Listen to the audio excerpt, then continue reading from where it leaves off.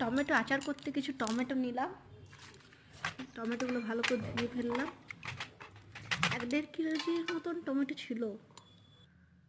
তারপরে ভালো করে ধুয়ে নিলাম, একটা একটা করে দেখে নিলাম পচা আছে না ভালো। তারপর টমেটোগুলো কেটে ফেললাম।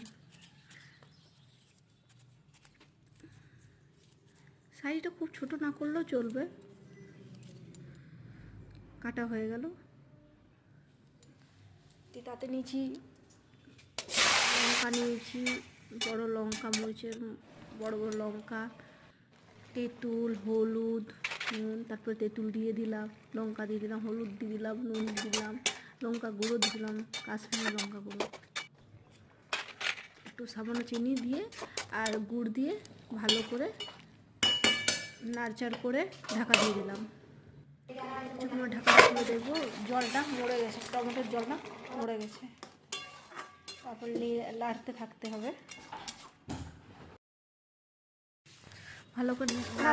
একটু গাঢ় হয়ে গেল, দেখবেন লাল মানে চেঞ্জ হয়ে যায় কালারটা, তখন বুঝবেন আচারটা সম্পূর্ণ হয়ে গেছে।